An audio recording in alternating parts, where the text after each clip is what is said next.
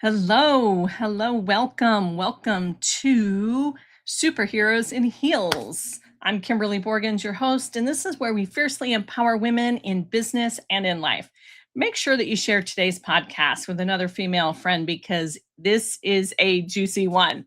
Trust me, this is going to be a great topic today. Today, we're going to talk about something that I think is really important to understand about moving forward. I know y'all set New Year's resolutions, or maybe you've stopped doing that because you just never finished them. We're going to talk a little bit about that today, too, because most of you have already ended and quit your New Year's resolutions. But have you ever caught yourself saying, I'll do that when I'm ready? When I'm ready to launch the offer, ready to post the video, when I'm ready to do a live, when I'm ready to ask for a raise, ready to leave a job, ready to step into the room like the authority that you already have. But here's the truth. Ready isn't a feeling. Ready is an action. And getting ready is one of the sneakiest, prettiest excuses that women use to stay small without realizing they're doing it. Did you hear that? Let me repeat it just in case. Getting ready is one of the sneakiest, pretty excuses women use to stay small without realizing that we're doing it. So today I'm going to unpack why getting ready is a facade, okay? And how it really quietly sabotages your success and what powerful women actually do instead. So that's why you want to share today's episode with a friend.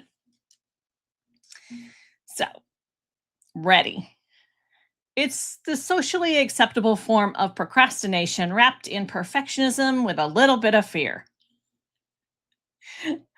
Think about it. I'm getting ready. When I'm ready, I will do this. When I'm ready, I'll do that. It's almost ready. It's going to be ready soon. I'm getting ready. I'm getting the motivation. And then you don't do it. Look, women are taught to prepare more, overthink more, and prove more before we even take a step forward. Have you noticed that? But the men, they're taught to step forward and figure it out publicly. But we don't want to embarrass our men, right? Come on. We have been it has been so ingrained in us to believe that we have to prepare. I mean, even our food, we have to prepare our food. No, you just get in and you make it. I don't know about you, but I've never prepared any food. I get in there, I make it, they eat it, we wash up. Okay, it's just that simple. But getting ready, it feels productive, right? That mindset. I'm getting ready. I'm doing something. I'm moving forward. It's often avoidance disguised as professionalism, right? When it's professional, I'll get it out there. Ladies, I have done my best to be professional, but let me tell you, sometimes you just got to get out there. And if somebody doesn't think it's professional, now I'm not saying like totally muck it up, okay? I'm talking about do your best, have excellence with what you do and what you say, right away. Don't underestimate that part of it. But don't sit in avoidance or procrastination or all of these things because you're getting ready. Because it's a facade that it feels productive. It's not productive. You're just sitting there. Look, men apply for jobs at 60% qualified. They're not even qualified for the job, but they'll go with 60% and they'll have the bravado on that says, I'm ready. Okay, I'm stepping in. Women wait until we're 120% qualified. And then we have a backup plan with a backup plan with a backup plan. Oh, and a spiritual confirmation from the universe that has to come in. Like, ladies, get 60% and get in there and get moving. 60% is way better than Zippo. What is happening? Okay. Getting ready feels safe. I get it. But safety doesn't build empires. It doesn't build the kind of business that you're dreaming about. I'm just pointing it out there. I just want you to understand that that's the reality of it. And I want you more than anything else to be successful. That's the reason I do this podcast, is is because I want women to step in and be successful, to be able to take care of their families, to be able to take care of themselves. So many families, divorce is at like 50% right now in the United States. How are you going to take care of yourself if you're divorced? You're raising kids, being a single parent. How about in your golden years? I don't want you to get ready to get ready to get ready. What I want you to do is to take action and get into it now. So let me talk about how getting ready, right? It gets dangerous. So in business, it gets dangerous when you're waiting to launch until the website is perfect. Because then you just keep waiting and waiting and waiting. Your website's never going to be perfect, just so you know. And how I know this is because of my own websites. Here's the reality. It's an ever-changing technology world. And we're going to have our website ready, but guess what? In 6 months, websites are going to change again. People are expecting something different, and we have to change and do something completely different. So it's never going to be perfect. Because why? Well, because it's ever changing. It's also dangerous waiting to speak until you feel confident. I'll tell you, like when I first started speaking, y'all aren't going to believe it, but I was a Pampered Chef consultant for 10 years. My first, I don't know, 100 shows, I was shaking in my boots. My voice was shaking. Okay. And the first ones were in front of family and friends, and I was still shaking, right? Because public speaking, we have been taught to believe that public speaking is scary. No, what's scary is not being prepared for it. But waiting to speak until you feel confident, waiting to speak up until you're confident. No, confidence comes when you're brave enough to step in and do it anyway. That's how confidence is built. And if you're waiting for confidence to show up, then you're going to keep waiting. And that's where it's dangerous in business. How about waiting to charge premium rates until somebody else validates you? Pick a number. Pick a number that you do. You're going to charge people for this year. You know, when I first started in coaching, I remember that I had to set my coaching rates. And I was like, oh, okay, I'll set my coaching rates. And all of my coaching friends are like, oh, Kimberly, that's too much. Nobody's going to hire you. Like, are you kidding me? Guess what? They hired me. And my friends who were charging $20 an hour for coaching, where I was charging at least $100 back then. This is, 20 years ago, ladies. Right? Like if I waited for somebody to validate me, I wouldn't have made it. Okay. I wouldn't have made it as a coach. So don't wait for people to validate you. Pick a number. I raise my prices every single year, even if it's by $10, $25, whatever it is. I make a conscious choice to raise it just a little bit. Now, I let all my current clients go, hey, do you want to be grandfathered into this price? Pay it now before the end of the year, because next year it's going up. December covers that, right? How about this one? I know this one so well with so many women, is waiting to hire help until you're drowning.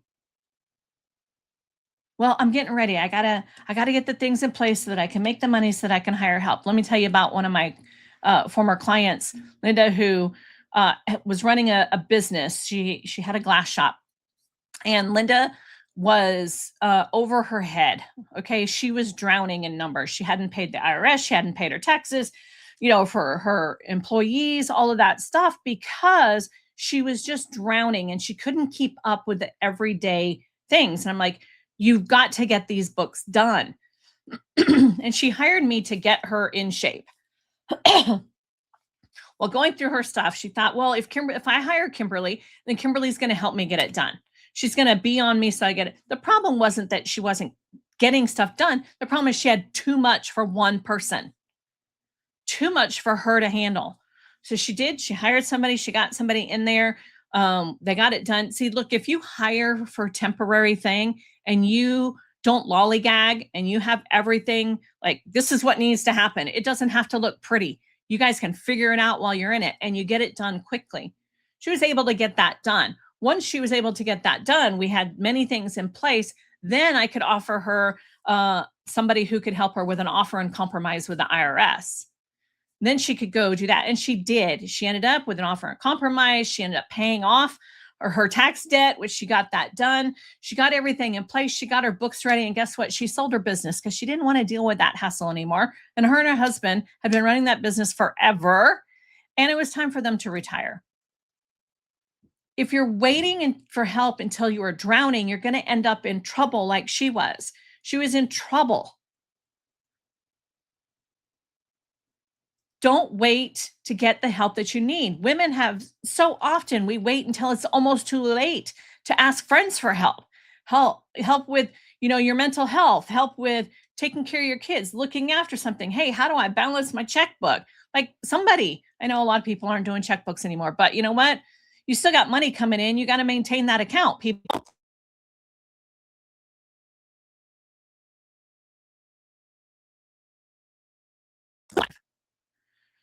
Waiting to set boundaries until you feel strong. You start feeling stronger when you set those boundaries, right? There's a philosophy. It's called be do have. When I have this, it's have do be, right? Most people are in the have do be mindset.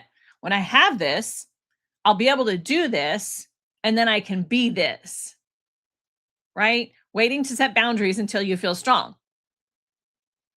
When I have boundary, when I feel strong, when I have that strength, I'll be able to set those boundaries, and then I'll be a confident woman.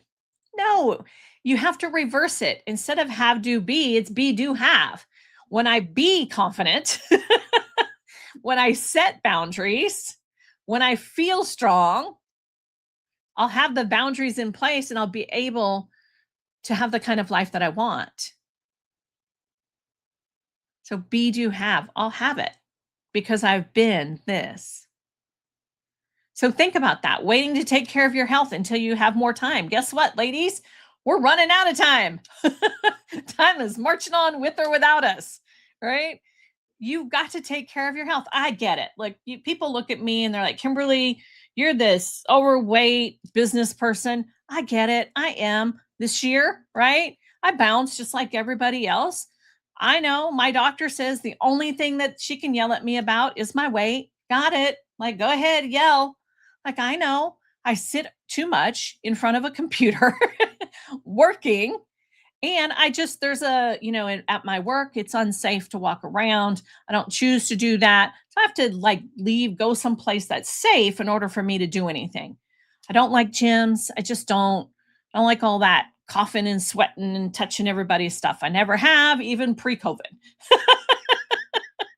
So I get it, right? But let me tell you, I still take care of my health.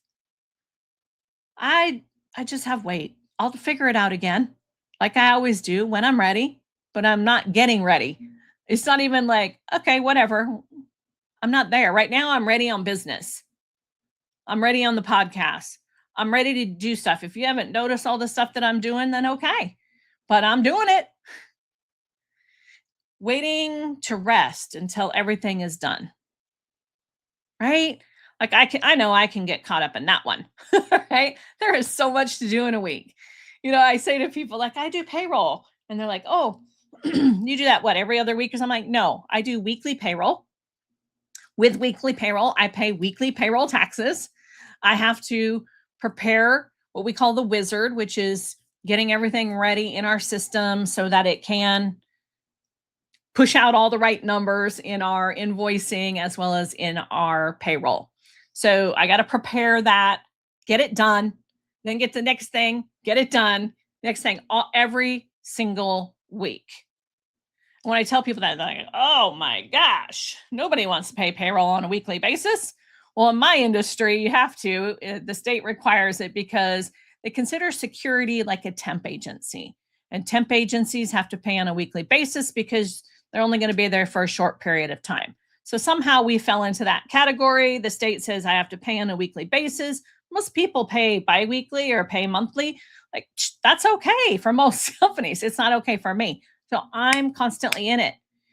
If I waited until I was ready, I'd still be waiting and my employees wouldn't be paid, right? But think about it this way for you. If you wait until you're ready, you're still going to be waiting while somebody else with half of your experience is cashing the checks and building influence that you're not. I know that kind of like the knife that just dug in, right? Let me repeat that. If you wait until you feel ready, you'll still be waiting while somebody with half your experience is cashing the checks and building the influence because you're not. So how else does this show up? It shows up in overthinking, right? I'm a thinker for days, okay? But I'm not going to get caught up in overthinking and not move forward. Analysis paralysis. All right, you analysts out there, I know you. I am you. Like, I get it. There have been times when I've gotten stuck in analysis paralysis, but if I have to move through it fast and quickly and move forward because that's the speed of business. Imposter syndrome, been there, done that too. Okay. Like, come on, ladies. Imposter syndrome is just what it is. It's an imposter. It's a lie that we tell ourselves to hold ourselves back. Go back and listen to my podcast on that. Perfectionism, often disguised as professionalism. Now, I'm a recovering perfectionist, been there, done that. Look, it shows up for us, especially those of us that want to achieve great things. Because we've been told we have to prepare for everything. You don't hear too many men having imposter syndrome. You don't hear about too many men who have perfectionism disguised as professionalism. Very few men get stuck in analysis paralysis. Now, some men overthink, but they don't stay there long. This is the majority of the time, this is a woman's issue. Over preparing and under executing. You've heard that saying, right? About when you get new clients, like, you under promise and over deliver, right? You're over prepared, but you're under executing. That's the problem. You need to shift that around, right? I want to over execute and under prepare. Not really, but what you want to do is you want to tell your clients you're going to give them this, and then you give them exceptional service. When you do that, it makes up for anything that you might have missed along the way. If you didn't prepare properly or whatever, like, stop waiting. Endless courses and certifications without any action. How many of you have been certified and you've taken this course and you've taken this course and you go to this retreat and you go to this retreat, but you're not doing anything, right? You're a professional taker, taking this course and taking that course and doing this. Like, I have my accreditation for coaching. I got my accreditation from the Worldwide Association of Business Coaches.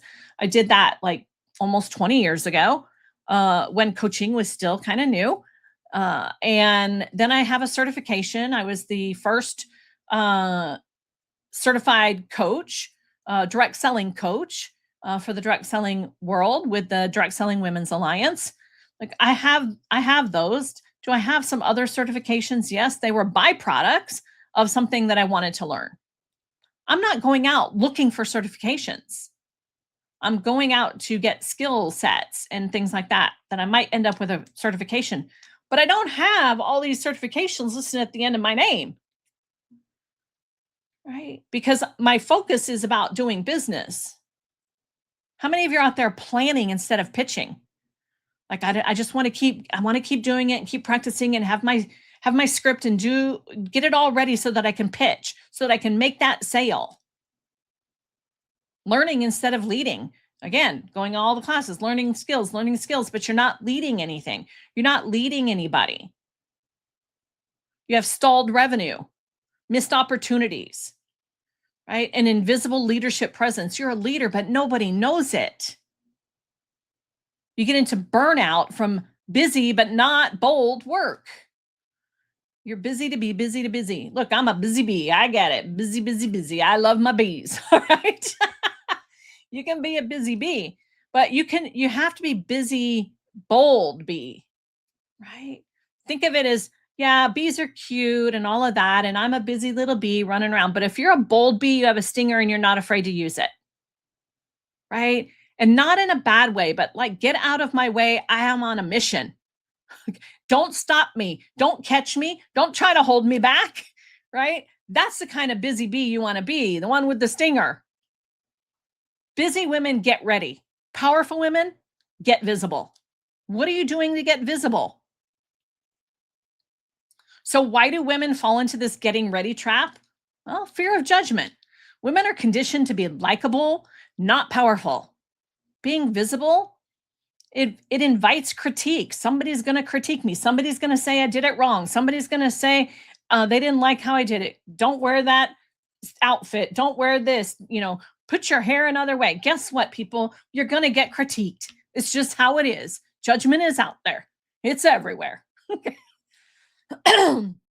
Pardon me. Keyboard warriors are everywhere. Okay? Have you noticed?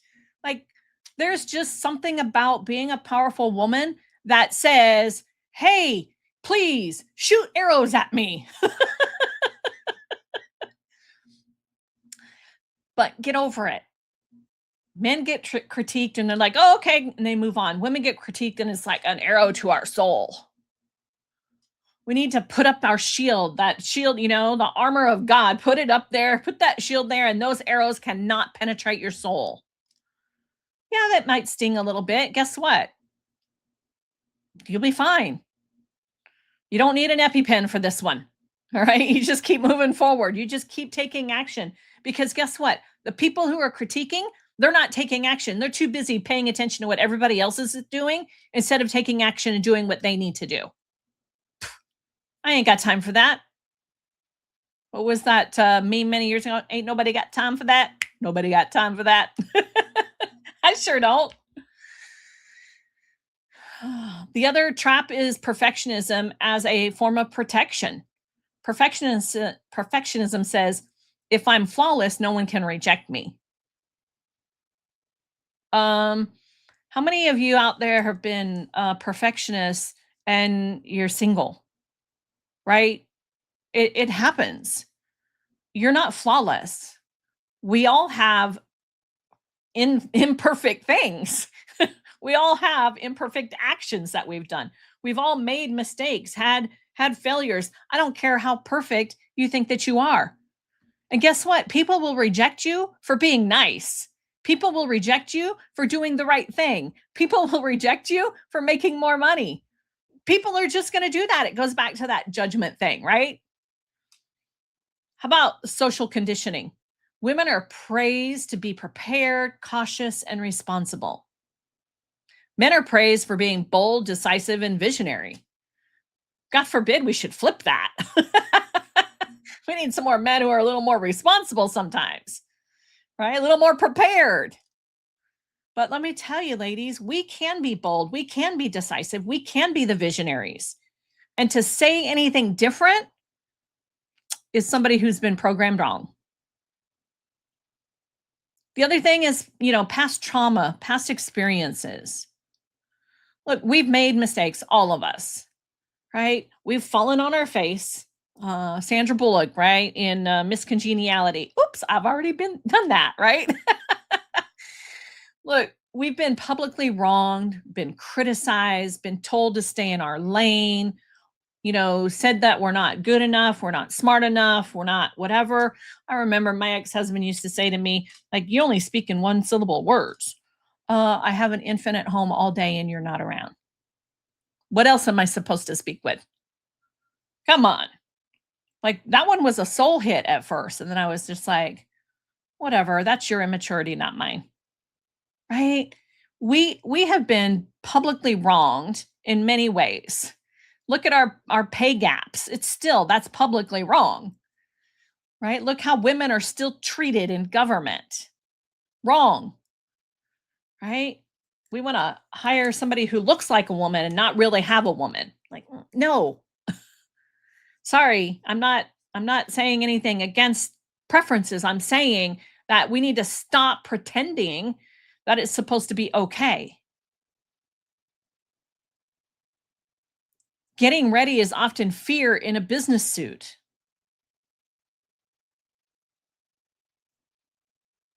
So how does getting ready sabotage your success? Let me explain it to you. It delays your momentum. Success compounds with action, not preparation. We need you to get into action, stop delaying it because you're delaying your momentum. You're delaying your space to move forward in life. You're delaying, let's get this train moving. Okay? I want you to get this train moving. It shrinks visibility. Leaders are seen, heard, and felt. Preparation, getting ready, is invisible. Nobody can see it. Nobody knows what you're doing. Nobody sees you. It reinforces self-doubt. The longer that you wait, the bigger the mental hurdle becomes. Have you ever noticed that? You just keep waiting and waiting, and then it just feels like this ginormous thing that you just can't get over that hurdle, and then you quit it, you shift it, and you're like, oh, it's not going to work. It creates a false identity. You start identifying as the student instead of the CEO. You don't hold your head high. You don't say, I am the CEO. I own this space. Get out of my way, people, because I know where I'm going. I know where I'm leading this train. It creates that false identity is, I'll get there someday. Look, I can be a student at life and be a strong CEO for my business. Those are two completely different things. Don't tell people, oh, I'm just here because I'm learning all the time. No, how about I'm learning and I'm teaching, I'm leading, I'm showing the way. That false identity that, yeah, I'm the CEO, but no, there's no but. And I don't care if you call yourself the chief executive officer, the chief empowerment officer, the, I don't know, choose to, educate often. Whatever you want to call that CEO, call it, but own it. See, the problem that I found, especially with women, is women don't want to call themselves CEOs because they don't want to be connected to that corporate space out there. The problem with that thinking is that because, pardon me, the problem with that thinking is that CEO, Chief Executive Officer, is a known title of somebody who is the head of the company. If you are the head of the company and CEO and you're not using CEO, nobody knows that you are the known head of that company. Do you see where that becomes a problem when you're trying to do business? Look, I've been in business with my husband. God bless him. He's awesome at women leaders. Like he just thinks that's the greatest thing, right? So I'm the CEO. He's the president. He is not afraid to say that. I am not afraid to say that, right? And not because I think that he has less value. He doesn't have less value. We have equal value, but there has to be a head. Look, I don't know about you, but my body has one head, one decider, me right here, one head, right? If we have a company that people don't understand who the head is, it makes it hard for people to go to the right places. It makes it hard for people to know how to invite you, right? People know I am the head. Start identifying as the head because it's nationally known, internationally known. Everybody knows what a CEO is.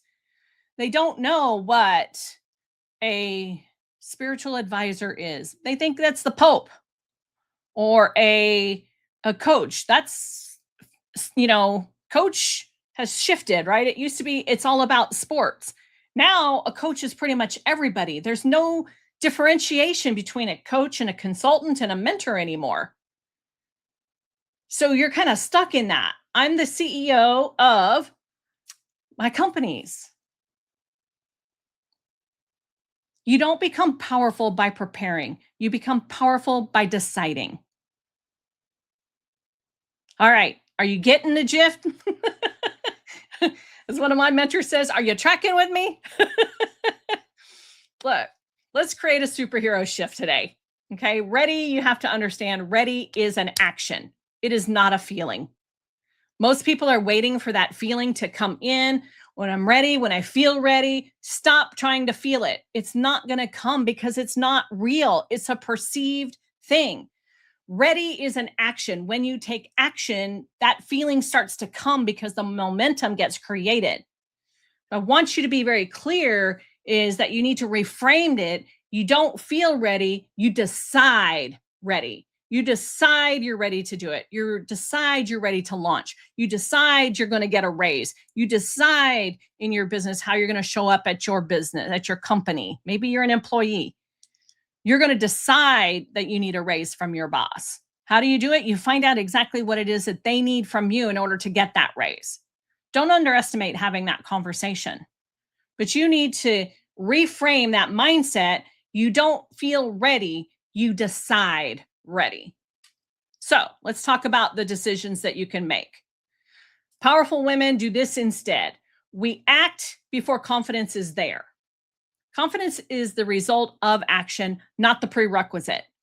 We need to step into action and do the things that are necessary to be confident. Like I said, when you step into that bravery, it's an action. Stepping into bravery, you create confidence. Launch before it's perfect. Perfection is a moving target.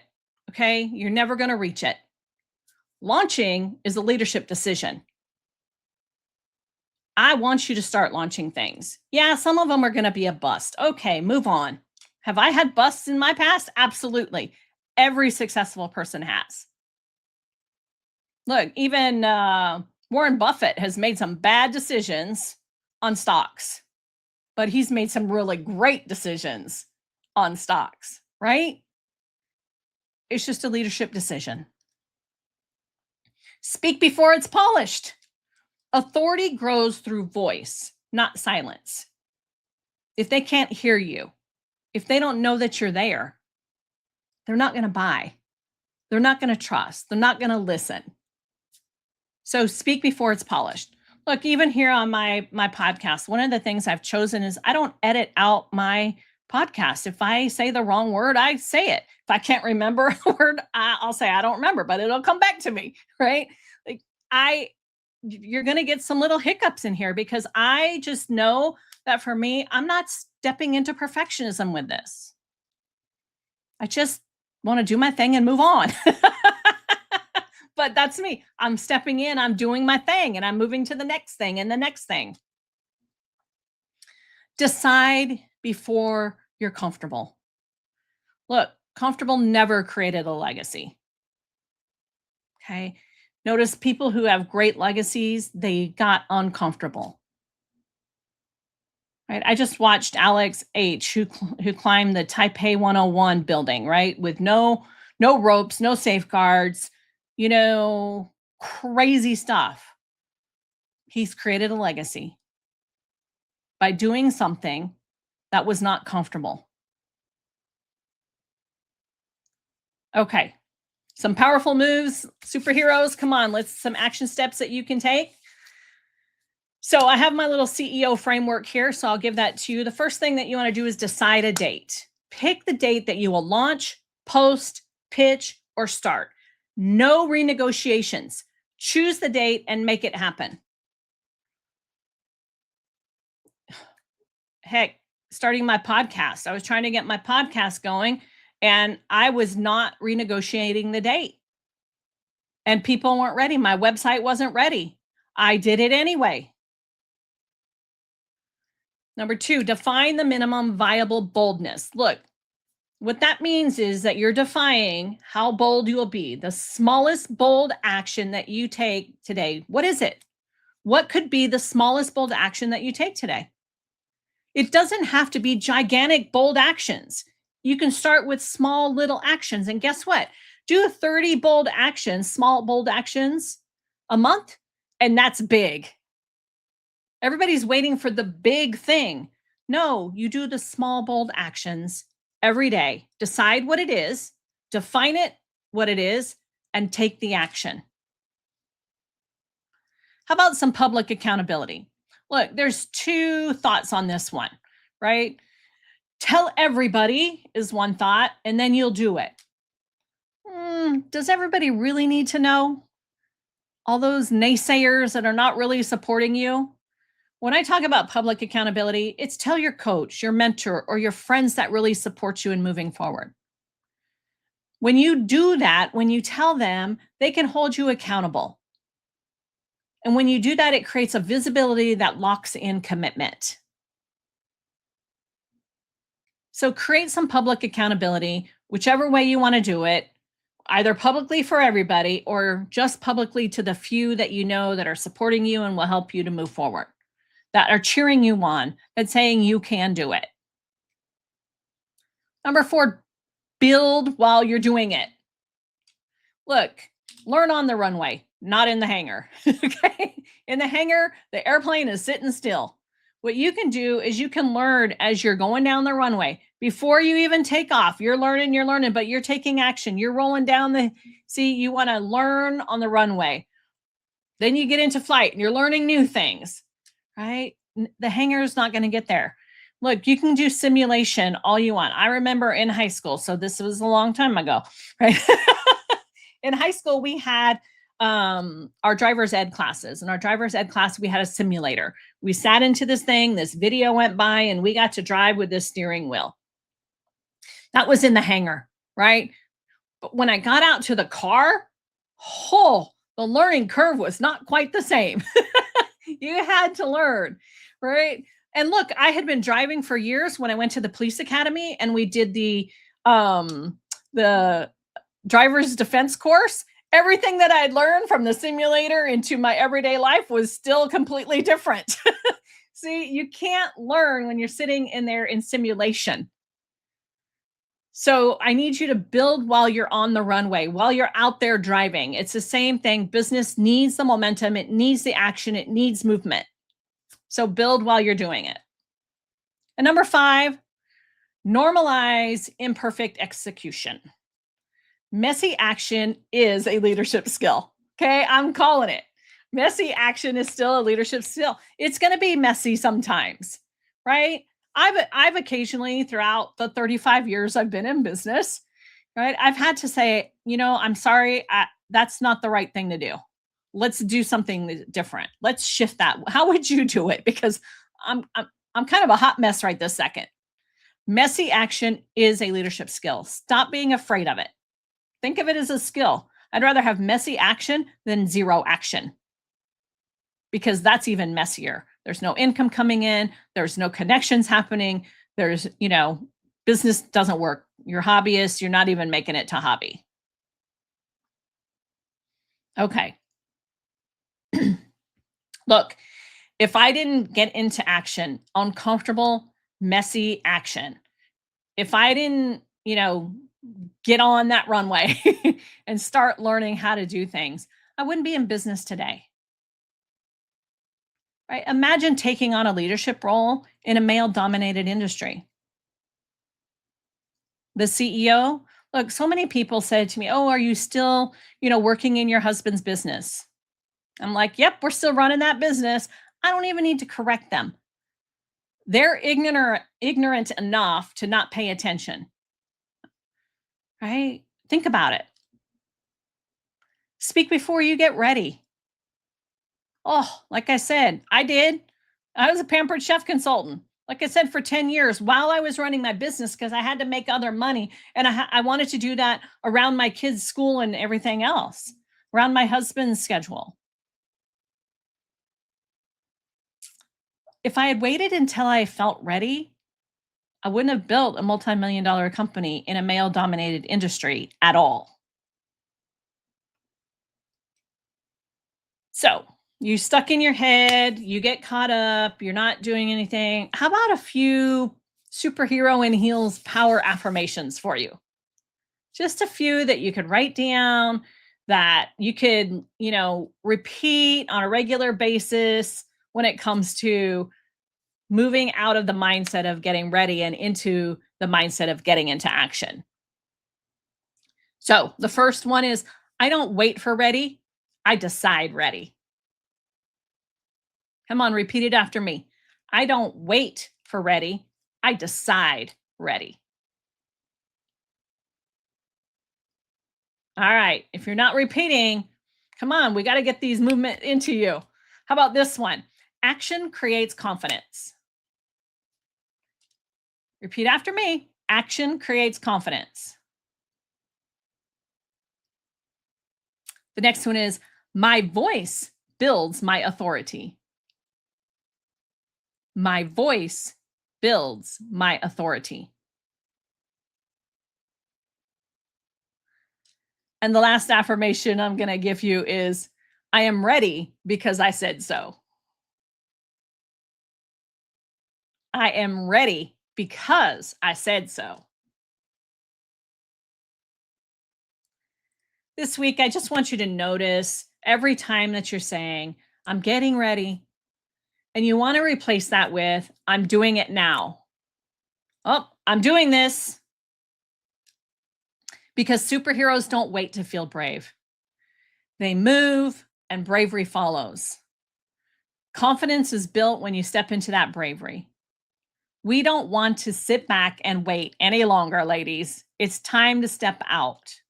And it's not just doing lives on social, your Instagram, your TikTok, and getting out there just to be seen, but you have to create action. When they see you, what do you want them to do?